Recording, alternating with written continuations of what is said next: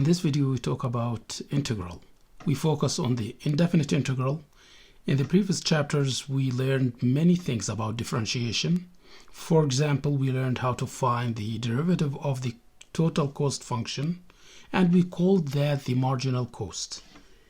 So marginal cost is the derivative of the total cost, or the total cost function.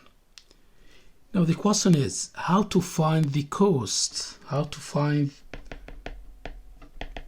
the cost function c of x if the marginal cost is given.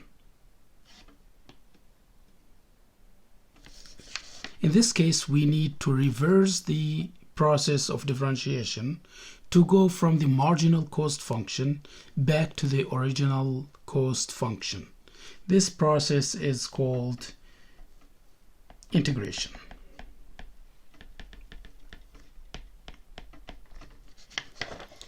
So what do we mean by integration? Let's start with an example. If you are given a function like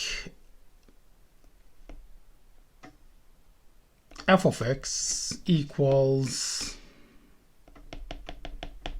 2x, and I ask you what is the function f of x whose derivative is this function little f of x. I'm asking what is a function, let's call it capital F of x, whose derivative is little f of x equals 2x. Now one answer can be x squared. So one can answer that f of x equals x squared because derivative of x squared is 2x. And other answer can be f of x equals x squared plus 1 because derivative of x squared plus 1 is still 2x. Other answers can be, for example, x squared minus 3/4. Derivative still 2x. So in general, f of x equals x squared plus some constant c. C can be positive or negative number or even 0. So there are infinitely, here we have infinitely many different answers. And instead of writing all these answers, and that's impossible, we just write a general formula for the function whose derivative is 2x. So it's x squared plus c, where c is any real number. This general form of the function whose derivative is 2x is called the antiderivative. This is the antiderivative of the function little f of x. And the antiderivative is a function whose derivative, it's a function capital F of x, whose derivative is little f of x. Let's take some examples. For example, what is the antiderivative of the following functions? For example, little f of x equals 4x cubed. Little f of x equals 2x. So here, what is the function whose derivative 4x cubed?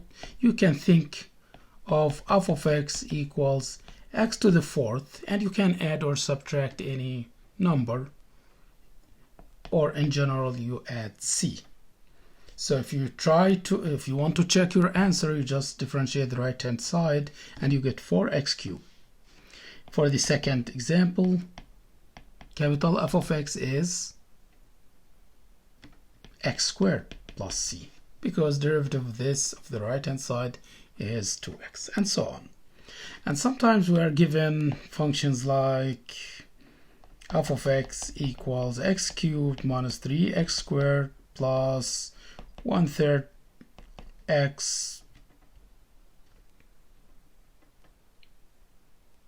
to negative 2/3, and so on. So here we have more than one term, so 2, 3 terms. And so sometimes it's not easy to find every time to do some guess of that function, that antiderivative, because we want to think of that function. We want to try to build that function, and sometimes we need to use try and error method to find that function. So instead of doing all these computations or trials, we may think of finding some rules that enable us to find antiderivatives directly. But now I think we can pass the concept of antiderivative to a better setting of the theory of integration by focusing on what is called integral. What do we mean by integral? Now, as we described here, antiderivative of the function is, as you can see here, it's a family of functions, and that depends on the value c. For example, you may graph, if c equals 0, you get this graph. When c equals 0, that's f of x, capital F of x equals x squared. And when x equals 1, you get this graph.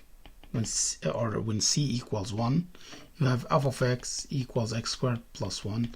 And when c equals negative 1, you get this graph, c equals negative 1, and so on. As you can see, we have a family of curves depending on the value of c. So this is what we call antiderivative, or from now on we'll call it integral. So let's define the integral of a function. So we'll call the general form of the antiderivative the integral of the function. So we define the indefinite integral this way. We write it, we use the symbol. It's like c but stretched. So the integral of f of x dx. Now this means this is the integral of f of x dx. This means the function whose derivative is f of x, or the family of functions whose derivative is f of x. So this is called the indefinite integral. Indefinite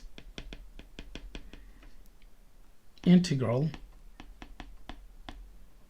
of f of x with respect to the variable x.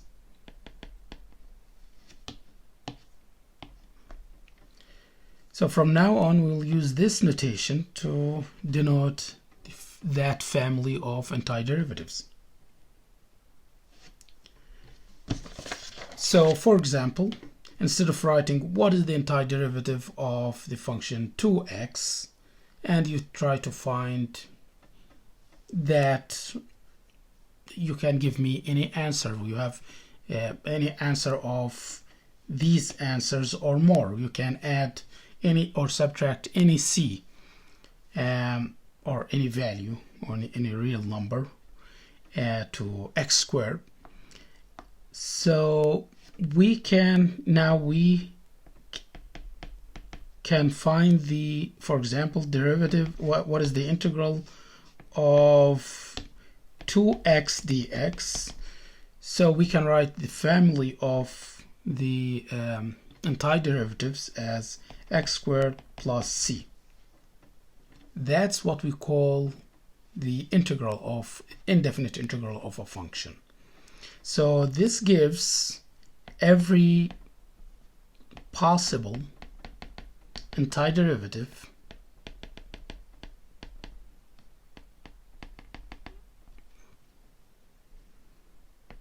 of the function f of x, because this is a general form of the antiderivatives. Good.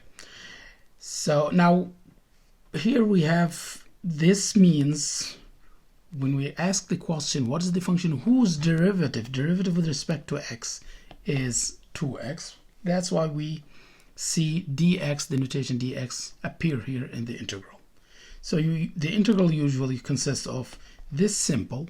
This is read integral of the function, the given function f of x with respect to x. So that means the original differentiation was with respect to x, and we want to reverse that process.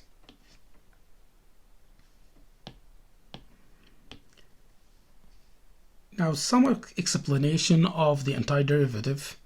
If capital F of x and capital G of x are two antiderivatives of the function, for example, f of x equals 2x, and say f of x equals, capital F of x is x squared plus 1 and g of x is x squared minus 1. This means that the slope is the derivative, the derivative here is the same at each point of the functions capital F of x and capital G of x. Because when you graph these functions, this is f of x and this is g of x, and there's some distance between them. This distance is c. Now, what is c in this case? C is the difference between f and g, and those functions are parallel, and that means they have same slope. So if we want to find the difference between f of x and g of x, x squared plus 1 minus x squared minus 1, this is x squared plus 1 minus x squared plus 1, and then,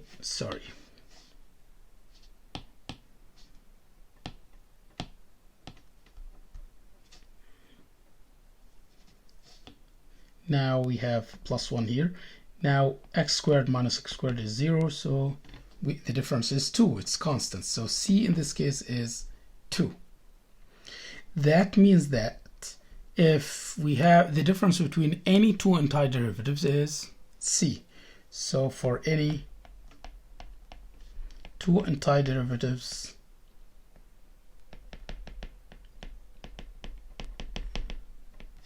f of x and g of x, the difference f of x minus g of x is some constant. Let's call it c.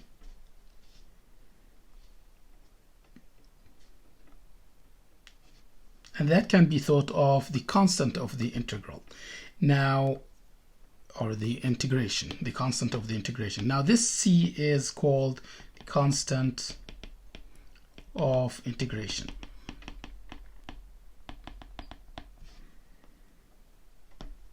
Okay, now let's take an example of the integrals. For example, I may ask you to find the integral of x. What is the function whose derivative of x? You may think of the function x squared over 2 plus c. If you differentiate this, you get, what is derivative of x squared over 2? X squared over 2 is 1/2 x squared plus c, and then you find the derivative of this. 1/2 is constant. What is derivative of x squared is 2x, and derivative of c is 0, and then we cancel 2, we get x, the original function. So this is the integral, this is the indefinite integral of x with respect to dx. Now we call this indefinite integral. We call this indefinite integral because we didn't specify interval on which we integrate the function. So we don't have limits of the integral. We just find the integral in general. We don't find the integral over some interval, for example, from 2 to 4, as we learn in next sections. So this is one thing. The other thing I want to focus on is this function that we integrate.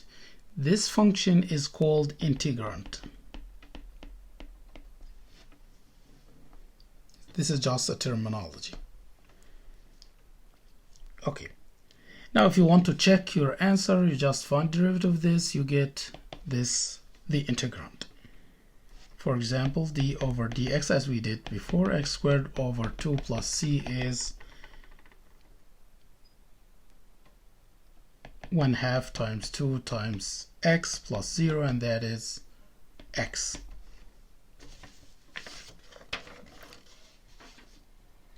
Now we have, instead, as I mentioned before, instead of using our guess to find the antiderivatives or the integrals, we can derive some rules.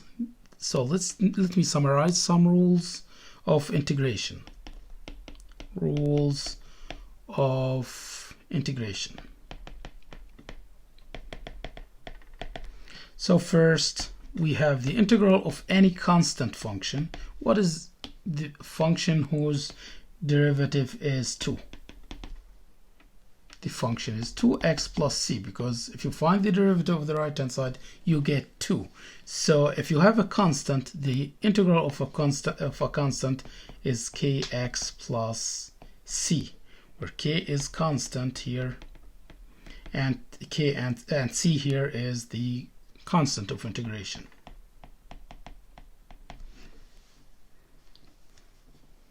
And this is an example. Now second, if you have x to the power n dx, then what should we do in this case? For example, if you have the integral of x dx, the integral of x is x squared over 2 plus c, and the rule is that you add 1 to the power and you divide by the new power n plus 1, and then you add the constant of integration. This rule is called the power rule. The power rule. Now the third rule, this is a special case. 1 over x dx is natural log of absolute value of x plus c. And in next sections we learn a more general form of this integral, which is f prime of x over f of x dx. It's ln the absolute value of f of x plus c. But we'll talk about this later. But for now, this is enough for the purposes of representing some rules of integration. Also, this is another special case, e to the x dx. How to integrate exponential function with variable x is just e to the x plus c, because you ask yourself, what is the function whose derivative of e to the x? It's e to the x. Also, if we have a function like b to the x, the exponential function, where b is constant, not equal to 1 and greater than 0. So the integral of this is b to the x, same function, over natural log of b plus c. And actually this is more general than number 4, because 4 is a special case of 5. b in this case is e. So if we want to apply this, we write e to the x over ln of e plus c, but we know that ln of e is 1, so we get e to the x plus c. So this is more general than number 4. So these are just some rules of integration, and some properties are properties or some properties of integration.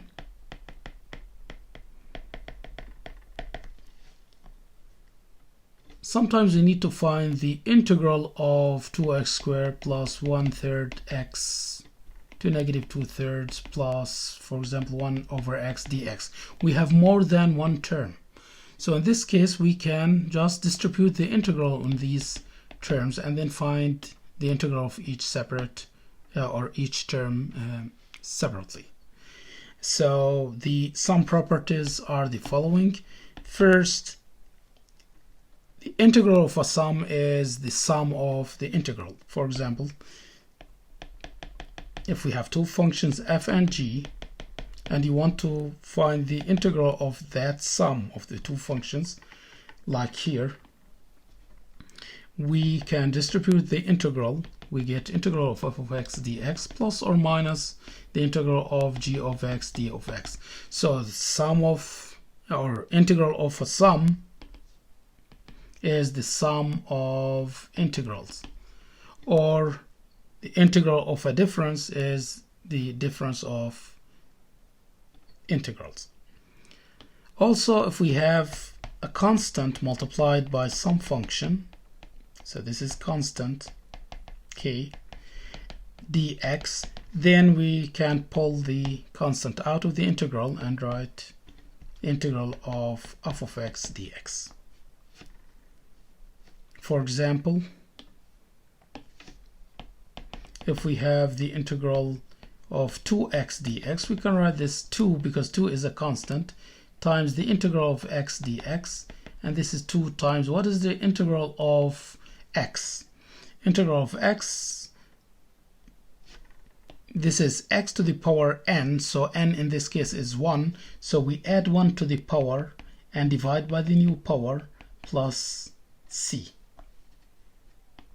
So this is 2x squared over 2 plus 2c, and we can call the 2c just c, because this is a constant. We don't need to worry about the value of that constant, except if we are given some initial value, as we'll see from examples. Now, an example of property 1, for example, what is integral of x plus 2x, or 1 over x dx. So in this case, we distribute the integral and then find the integral of x. It's x squared over 2 using the power rule, plus the integral of 1 over x is ln of the absolute value of x plus c. Now, let's take some or more examples.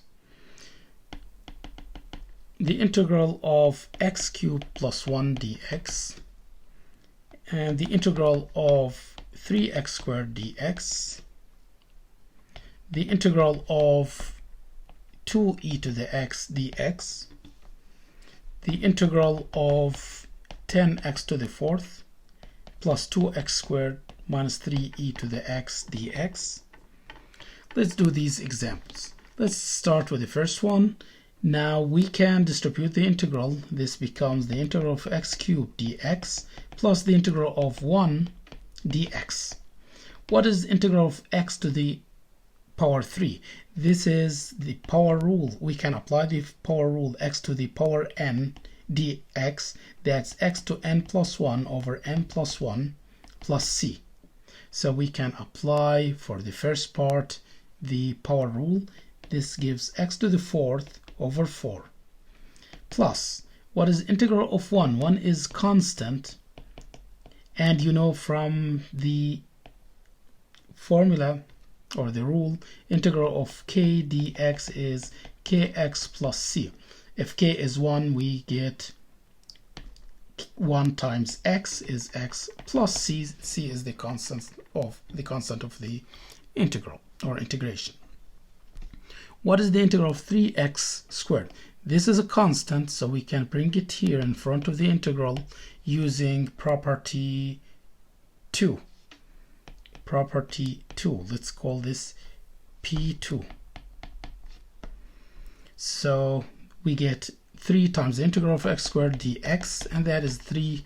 What is the integral of x squared? We use the power rule. Let's call the power rule rule number 2.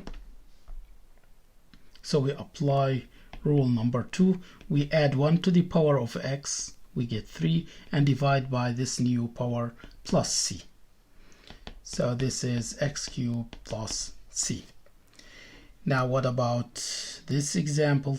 Integral of 2e to the x. This is a constant. We can bring it here using property 2. So we have 2 integral of e to the x dx, and then we apply R4, rule 4. So what is the function whose derivative is e to the x? It's just e to the x. And then we add the constant of the integration. Now the last example here, we have 3 terms, so we can distribute the integral.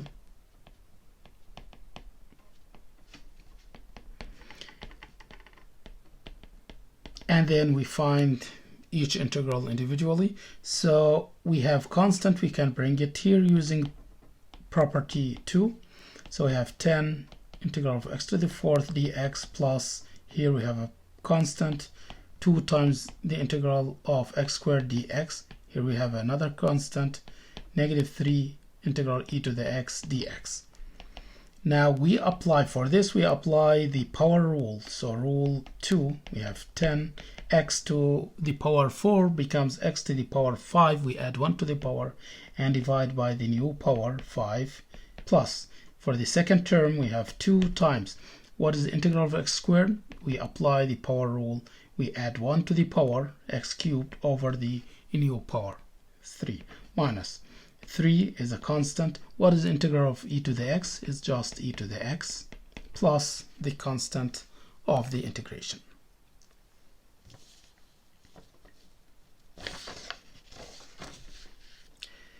Now let's take some applications. We'll solve 2 examples as applications for this introductory section. The first application is the following. Is about marginal cost. If the marginal cost of x items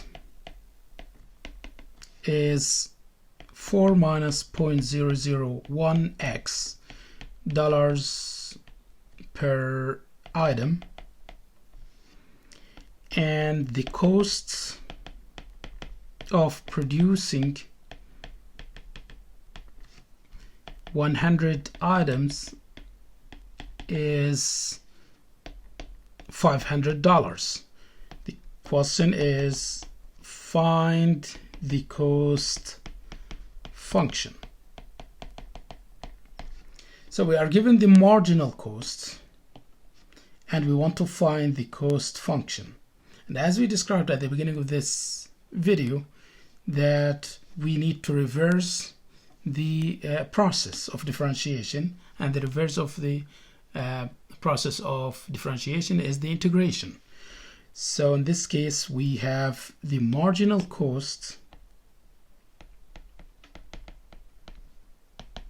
is the derivative of the total cost, and that is 4 minus 0.001 x.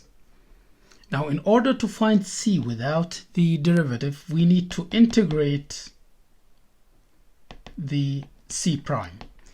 So we integrate this to get c. So if you want to cancel the derivative or to reverse the differentiation process, all what you need to do is to take the integral of the function, because you may think of this as the integral cancels the derivative and you get c of x. This is just a simple explanation of the concept dx, and then we integrate 4 minus 0.001 x dx. Now what is integral of 4? Okay, so let's apply property 1. Property 1 says that if the sum of or integral of sum is sum of integrals. So this is P1. So we distribute the integral. So this is the integral of 4 dx minus integral of 0.001 x dx. Now what is integral of the constant we can use rule 1. Integral of a constant is the constant times x plus c.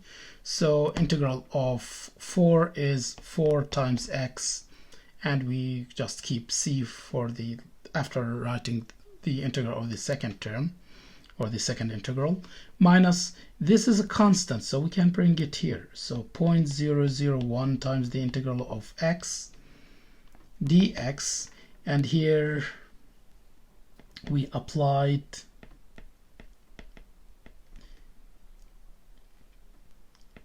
property 2.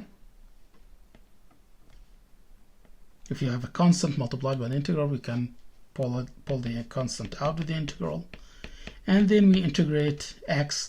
We use the power rule. It's x to the power 1 becomes x to the power 2 over 2 plus c. Here we apply the power rule.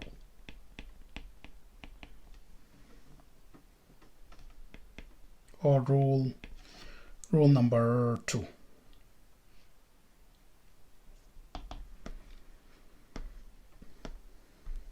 So the cost function is 4x minus 0.001 x squared over 2 plus c.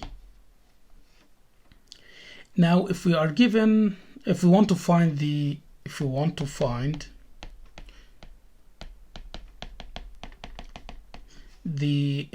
fixed costs, the fixed costs can be obtained by setting the number of produced items is 0.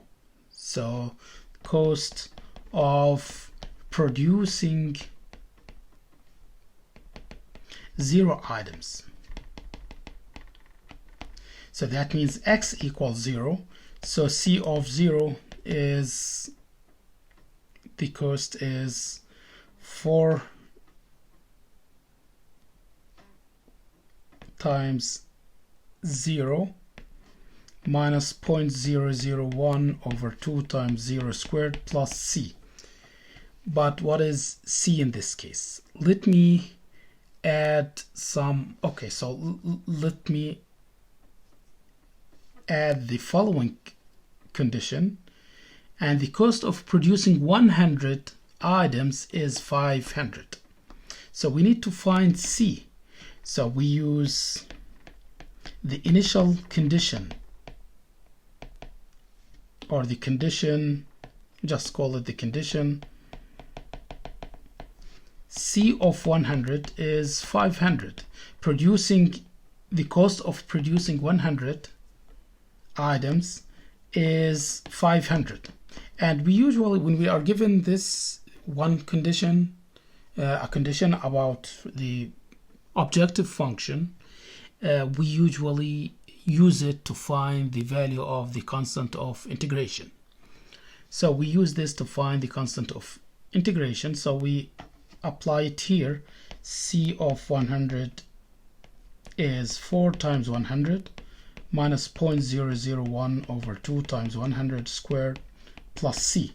This should give us the value of c, because c of 100 is 500 equals 4 times 100 is 400 minus 0.001 over 2 times 100 squared is 10,000 plus c. And simplifying this, we can bring this to the left hand side and do the following computations. C equals 500. Bring this to the left hand side, it becomes negative. Bring this to the left hand side, it becomes positive.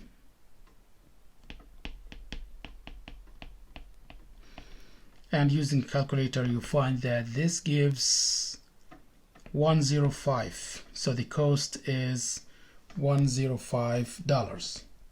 Okay, so this is C. Now we can write our function without adding c. Well, I mean by finding the value of c, or by writing specific value for c.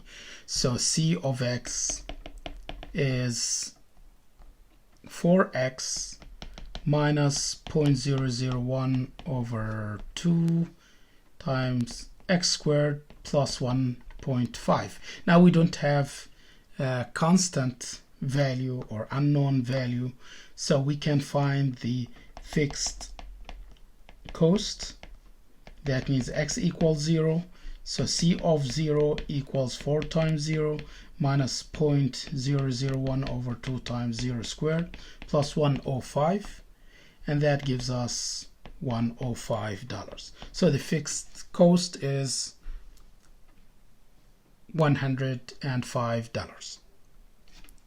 Now let's do another example. Before I present the second example, let's use some terminology or some explanation about the relationship between velocity, acceleration, and position functions. So motion in a straight line, we know that the velocity is the derivative of the position. So s of t is the position of the particle at time t. V of t is the velocity of the object or particle at time t. A of t is the acceleration at time t. So these we learned this before. So what is the velocity in terms of the position function? Velocity is derivative of the position function. So if we want to find the position function, so let me rewrite this. Velocity is derivative of the position function with respect to t. So if we want to find s of t, this function, that means we need to reverse the differentiation process, and that means we need to apply integral. So s of t is the integral of v of t dt. S of t is the integral of the left hand side, because you can think of this as we apply the integral of both sides. The integral can delete or since it reverses the differentiation, it cancels the derivative. So what's left here is s, and on the left hand side integral of v of t.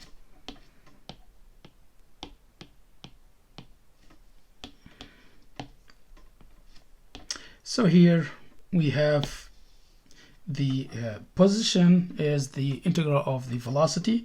Also, if we have the acceleration is derivative of the velocity, and that means velocity is the integral of the acceleration.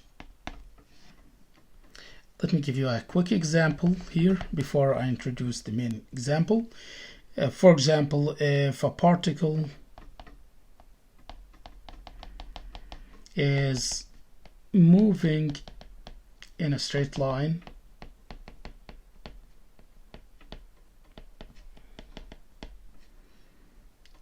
with velocity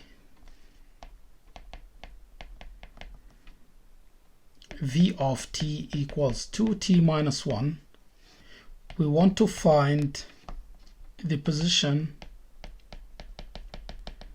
of the particle at any time t. So that means we need to find s of t. Position is s of t. So what is s of t? S of t is the integral of the velocity function, and that's the integral of 2t minus 1 dt. So what is the integral of this? It's integral of 2t dt minus the integral of 1 dt. We just distribute the integral, and then we find the integral of 2t. We have a constant times the integral of t minus integral of 1 dt.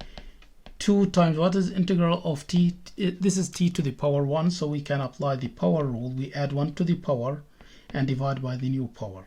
Minus what is the integral of constant? We multiply the constant by t and then add the constant of the integration. You can simplify more and write t squared minus t plus c. If I give you initial condition And as I mentioned, initial conditions are given just to find the value of the constant of integration. So if you are given that s of 0, the position is of at time 0 is equal to 1 meter, 1 centimeter, or any measure or unit. So in this case we can find the value of c. So just substitute, this is s of t, and substitute t equals 0, you get 1 equals, substitute t equals 0, 0 squared minus 0 plus c, that means c equals 1. So the function s of t is t squared minus t plus 1. So this determines one curve, and this is sometimes called a particular solution, because we find a particular curve. This is particular curve, but this is a family of curves because they depend on the value of c. So now we come to our main example here. If the velocity of a particle moving along a straight line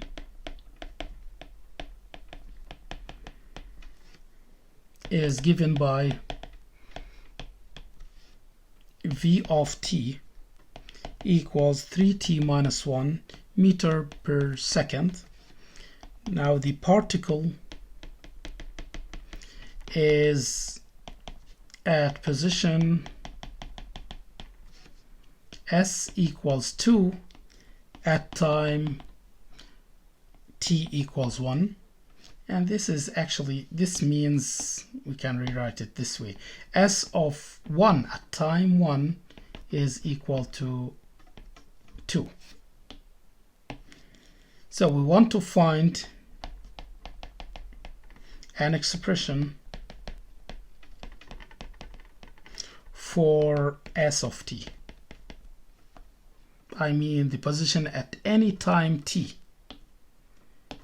So in this case we apply what we learned about the relationship between s and velocity, the position and velocity, and we know that we can obtain the position by applying the integral on the velocity. So s of t is the integral of the velocity, and that's the integral of the velocity is given here. It's 3t minus 1 dt, and then we integrate. This is the integral of 3t dt minus the integral of 1 dt. And now, as you can see, I use the properties of integration and rules of integrations. Now, after you master these, how to find integrals, you don't need to distribute the integral on the terms. You just find the integral of the first term and integral of the second term. But here, since this is an introductory section, I have to explain everything. And then, so this is property 1, and then bring this here as a factor or as a number multiplied by the integral minus integral of 1 dt. This is 3 times t squared over 2 plus the integral of 1, negative integral of 1 is t plus c. So this is s of t. Now we know that s of 1, now in order to find c, we know that s of 1 is 2. So we apply this initial condition. So applying initial condition, we get 2 equals 3 times 1 squared. We substitute t equals 1. So this is 2 equals 3 halves minus 1 plus c. Bring this to the left hand side, it becomes 2 minus 3 halves plus 1 equals c. When we bring it to the left hand side, we change the signs, and we get, after simplifying, we get c equals 3 halves.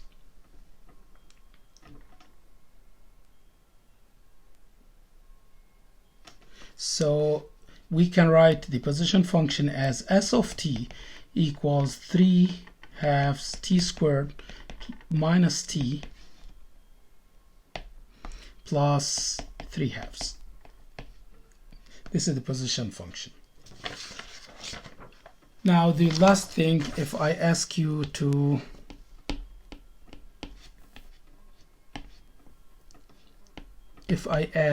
find an expression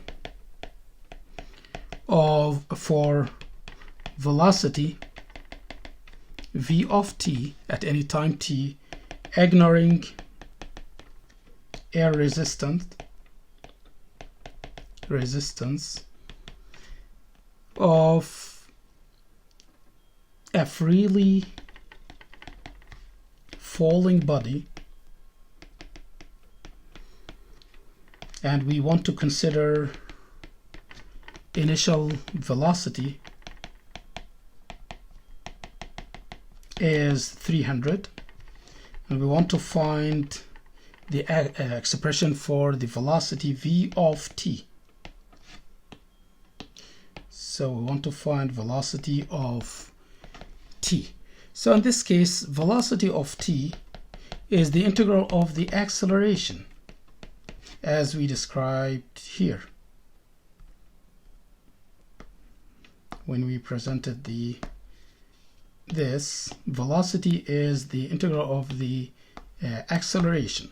So we need to find acceleration, but we know that since the body is freely falling toward the earth, that means in the direction of the gravity, then we use a of t equals negative 9.8 meter per second, and because acceleration due to gravity,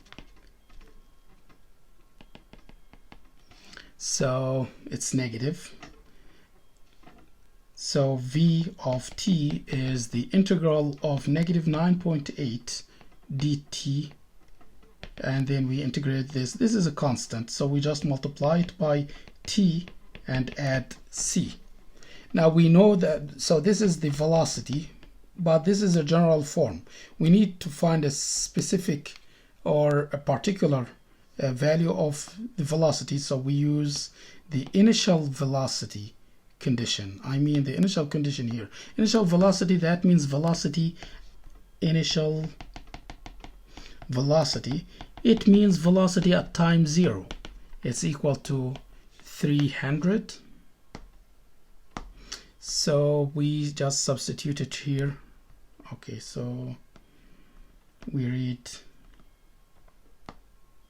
here, consider initial velocity is 300, so at time 0 it's 300. So we solve this. We just substitute t equals 0, negative 9.8 times 0 plus c equals 300, and that means c equals 300. So we have v of t equals negative 9.8 t plus 300, if that's the initial velocity. If the initial velocity is 0, then we just have negative 9.8. So this is just an example of how to find the particular function, velocity function.